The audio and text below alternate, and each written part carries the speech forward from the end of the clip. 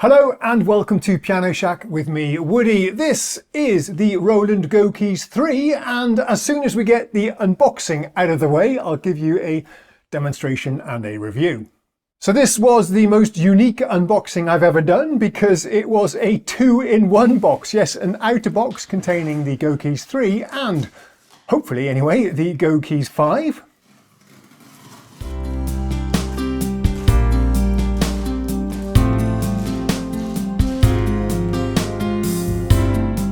The backstory then, when these keyboards were released about a year ago, I made a reaction video. Roland release kick-ass synth and no one notices, because I was quite surprised at the time how few demonstration videos and publicity there was on YouTube.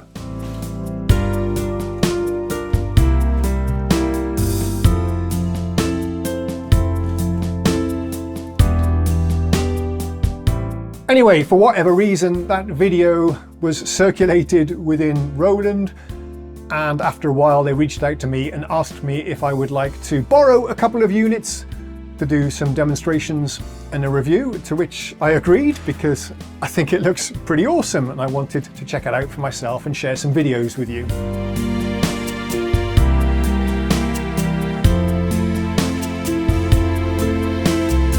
Any music you may hear during the unboxings is all coming from the Go Keys 3.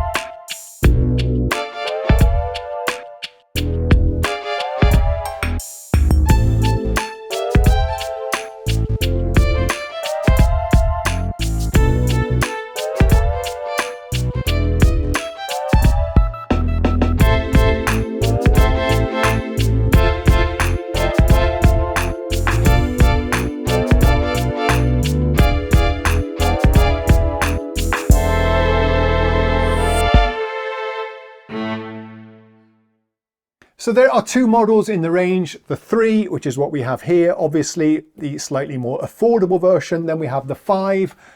In this video, I'm going to focus on the 3, and in a separate video, I'll explore the 5 together with you and discover what new features it has compared to this. And perhaps if you should be buying the 5 instead of the 3. Now, I hesitate to call this a comprehensive review, although I probably will, because I haven't dug into this in too much depth, but I will be able to demonstrate for you all of the key features and, of course, play it for you so you can hear how it sounds, which is, of course, the most important thing anyway. And the purpose of this video, of course, is to help you decide if this is a keyboard you should investigate and perhaps consider purchasing for yourselves. I hope the video will help you with that fun decision. Let me give you a tour of the front panel controls, so come in a bit closer and let's have a look. Starting on the left, we have a pitch bend wheel, slightly unusual for Roland that normally have the pitch stick. There is no modulation wheel here though. Here is the speaker obviously, and it looks like over here actually we have space for another speaker. This is probably where the tweeter, the high-end frequency speaker, would be on the Go Keys 5, the more expensive model. Here we have, of course, the volume control slider on and off button. Here we can play back songs that we've loaded on the USB or that we've recorded ourselves, and for that there is the record button. The chord sequencer we can turn on and off like so. Transpose octave shift up and down. Here is where we can choose a style, the kind of accompaniment genre that we want to play along with. This is nice. This is where we can mute or unmute different parts of the style to create our own mix. I'll give you demonstrations of this later. This is where we choose various effects that we want to perform with. These are like global effects for this particular scene. Talk about scenes and tones later as well. You can even choose lots and lots of different arpeggios and arpeggio settings here as well. Down here then we have the arranger, and this is where we can trigger different variations, intros and outros and fills and so on for the style that we've chosen. Here's your start stop button. Good stuff. And the tempo controls. Let's zoom in a bit on the screen for you. This is a pretty small black and white LCD backlit screen, very low resolution. If you look closely at the fonts, they're very pixelated, but it does the job. It's fine for its purpose. And then underneath, it's quite common to have these soft keys that vary their function depending on what's displayed on the screen. Here we have our usual navigation and function buttons, exit, enter. We have a data wheel here for quickly scrolling through lists, and even up and down buttons there. Very nice. Here we have the menu button. Very nice display of that there. Here we can choose between different scenes. A scene is a combination of one or two tones with our split or dual. You can layer them or split them across the keyboard. Buttons there. A handy metronome. There's your Bluetooth pairing button. Down here, a nice home button, which takes you always back to the same place if you get yourself lost in the menus.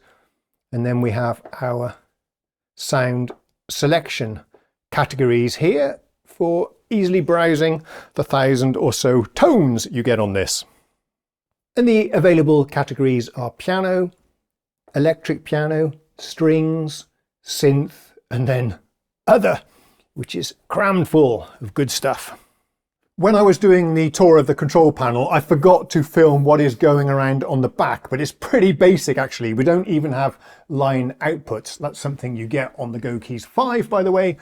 But all the audio is transmitted over USB, and that's how I've recorded all of my demos, and it works absolutely perfectly. You can transmit and receive MIDI and audio with just a single USB cable to the computer. Worked really well.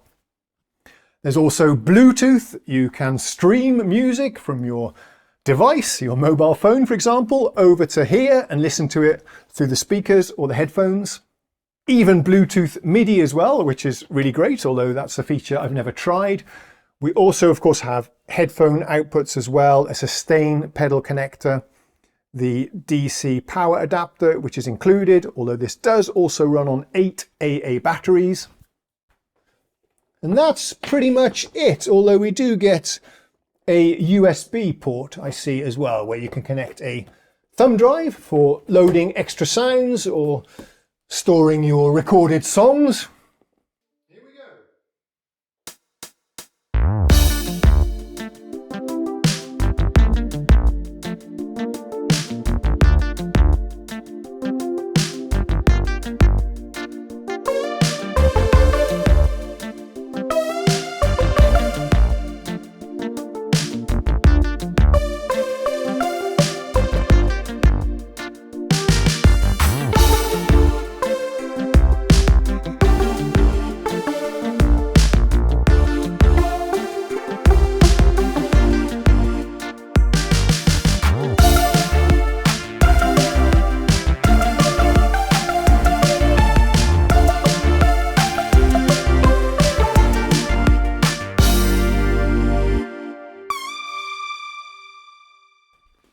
Now, the thing that I find most remarkable with this keyboard is that it uses the Zen Core sound engine. Now, that's a lot of fancy jargon, I know, but the thing to take away from this is that the Zen Core sound engine is also used on Roland's most expensive synthesizer workstation, their Roland Phantom.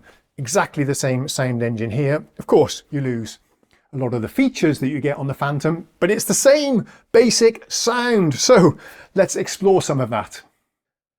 Okay, I thought we could play around with these sound categories. Go into the piano. It starts with concert piano. Nice and big on the screen. Oh, that's nice. Piano spring layer.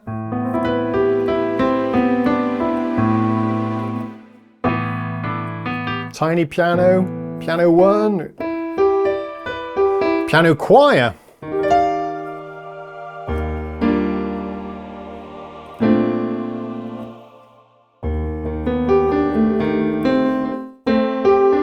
Loads of stuff. Nice, I think we're into the electric pianos here.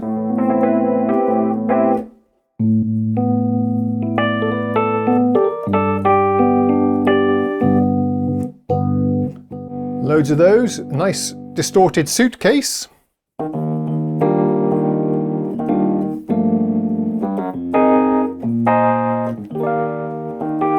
Jumping into the strings.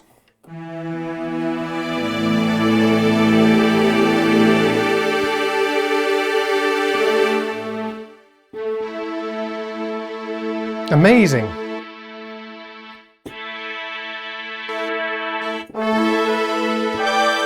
Nice orchestral stuff.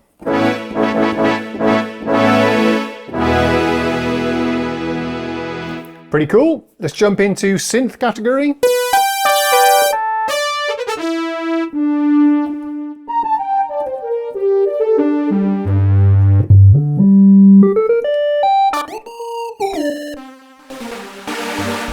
Not trying to win any prizes for creative playing here, but I want to give you an idea of the amazing variations of sounds. Nice leads.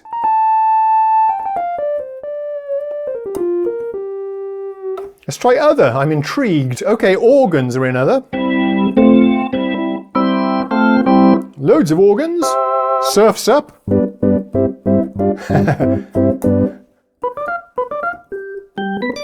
Okay, tons of organs to choose from. Still going. Look at these. Amazing variety. Church organs.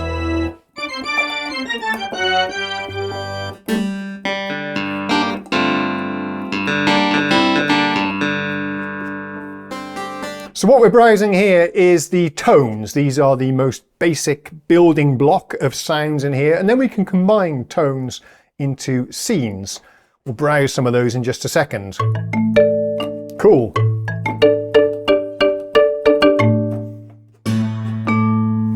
Now we're into the guitars, marimbas, xylophones. Actually, we're not into the guitars yet. Here we go. Jazz guitar. Yeah, with 1,000 sounds, it's going to take me all day to demonstrate these for you. Let's jump to the end, see what we get. French horns, all the orchestral stuff is here. Yeah, it just goes on and on. Okay, one thing I like to do in my reviews is discuss the quality of the instrument, the build quality, how it feels, because that's something you don't get just from reading the specs. So it's entirely made of plastic, extremely light.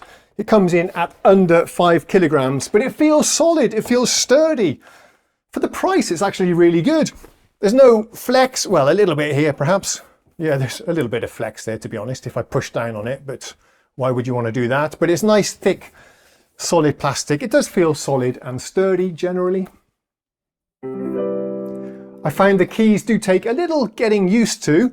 They have a nice textured feel to them, but they're a little bit more springy and firmer than I'm used to, especially when playing at the back. So you do have to adapt your technique a little bit. If you're not used to any other synthesizers or pianos, it won't really affect you, but I'm finding myself having to adjust my touch. But overall, feels, again, pretty solid, sturdy and high quality. You're probably wondering as well about these built-in speakers. How do they sound? Well, it's really difficult for me to show that to you on a video or demonstrate it, but I can tell you I've been using these entirely for all of my performances, demos, preparations, learning how to use the instrument. I have never ever once connected a pair of headphones to this, and for me they've worked really great. I mean, they're not studio hi-fi quality or anything like that, they're just a pretty basic woofer, but it's fine, it gets the job done. And in a room this size, I've been having the volume on about 50%, plenty loud enough, no distortion or unpleasantness at all. Yeah, it sounds absolutely fine. We should also mention quickly the cosmetics and the design. It's absolutely beautiful. It looks lovely in this dark midnight blue. There's also a maroon version available, like a dark red, and a turquoise. And that is the most popular one, I'm told.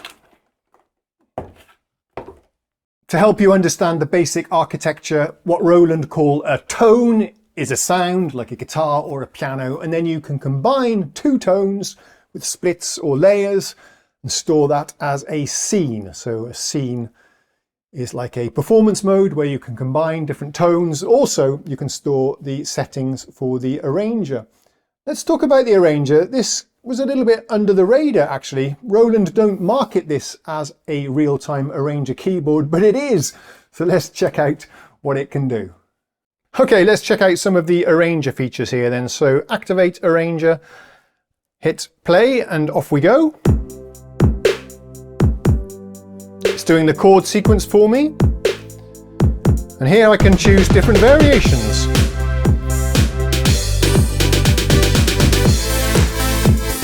And it's doing a fill as we change the different variations. You can use these, for example, for intros, a verse, perhaps a chorus. We even have nice endings. Let's take a listen to that. And intros if we want. Yeah, good stuff. Let's take a different style just for variation. Wow, that's a busy thing, but we can calm it down a little bit. Let's explore the mute function. So if we go in here, you get a nice display of the various parts. I can mute the drums, the bass, or the accompaniment parts. Let's try it out.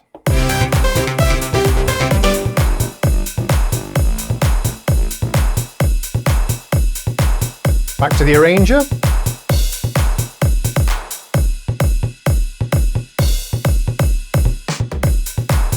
Bring in the bass.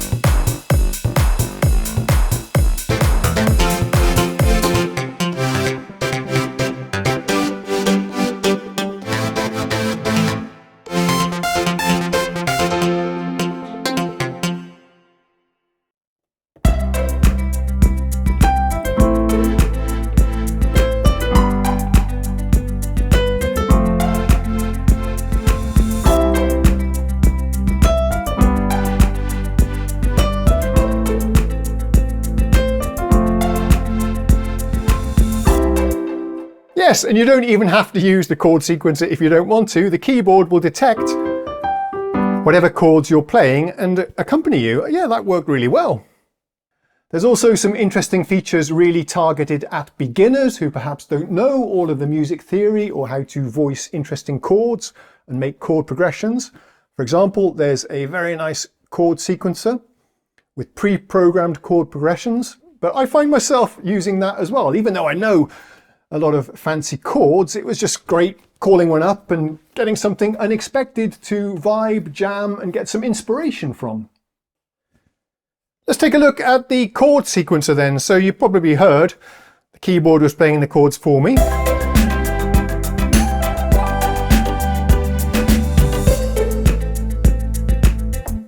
We can choose what chords we want it to play by going into the chord sequencer here.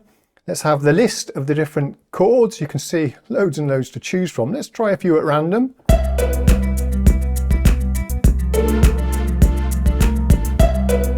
Nice, actually. Yeah, I like that.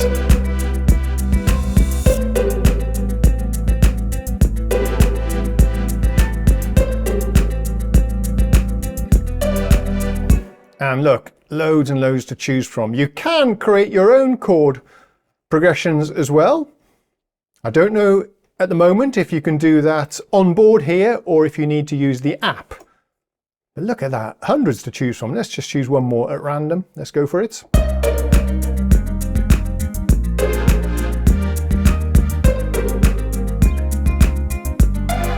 Nice.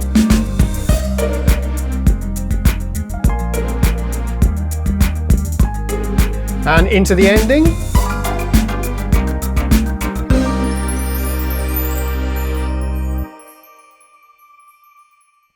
Brilliant! You can also apply some global effects to the keyboard as well. That can be, for example, your traditional reverbs or delays to make the entire sound of the keyboard more interesting, but there's also some pretty fresh contemporary effects as well that I discovered. So here's a quick demo of that.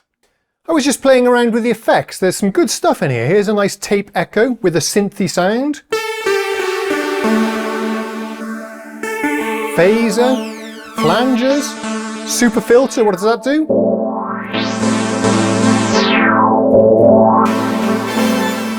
Pitch shifter, wow. Bit crushers, lo-fi compressors, phonograph, listen. Cool, yeah, this is good stuff. There's also a basic arpeggiator. If you don't know what that is, here's a quick demo. We have an arpeggio as well. It seems to be fairly basic. It will just play notes for you based on what chord you're holding down. So let's switch it on.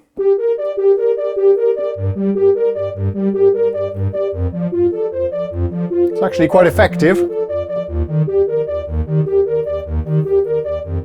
Different modes, up and down, or down, up and down.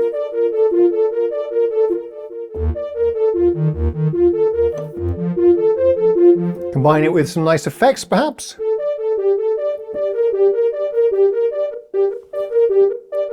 Slicer effect. This is good stuff. Distortion, man. Auto pan is probably nice.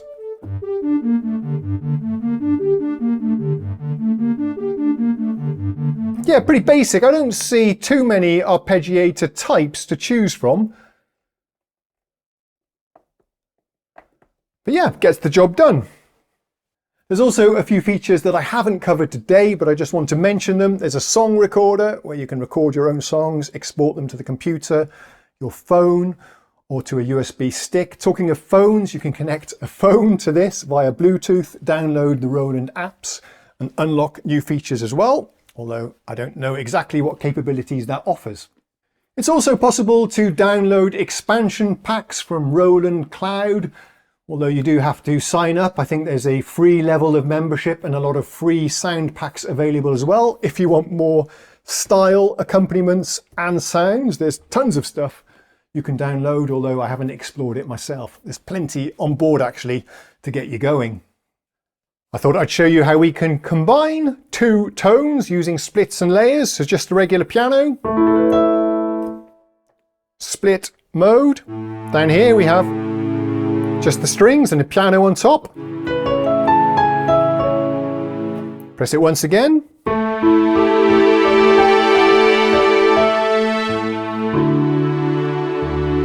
A beautiful layer. Some key specifications. There are 200 styles to choose from, which is a lot, and over 1,200 tones. Oh, my knees are killing me. So, what are my overall impressions of this? I'm extremely impressed. For a beginner, what a great way to start your musical career, your musical journey if you're just getting started. Having this quality of sounds, all of the styles, the song recorder, the USB computer connectivity, the apps and everything. It's absolutely awesome. This thing is a dream beginner keyboard. But I also think it's good for more seasoned musicians as well. Having a little portable go anywhere keyboard like this, powered on batteries, you could just put it on the couch and jam along with something. If you're watching the TV, for example, having this library of the best of Roland sounds available in a little portable keyboard that costs under $400 is just incredible. I know it might sound like I'm gushing a little bit, but I think Roland, credit where it's due, have really been knocking out some incredible products in the last year or two. The Juno D I was really impressed with. This thing just the same. And the expandability is pretty powerful as well when you get bored of the styles here, and I don't think you will with 200 to choose from, but just download some more from Roland Cloud, so it's pretty open-ended in that way. Yeah, when I was getting started making music 40 years ago, or even longer actually, but let's not go into that, an instrument like this would have been an absolute dream. Nothing this powerful was even imaginable when I started making music. So yeah, the young musicians of today and older musicians taking up an instrument for the first time have never had it better. And on that bombshell, thank you ever so much for watching. Please do subscribe to the channel because it took me a lot of work to make this video for you. So thanks in advance. I'll see you next time. Cheerio.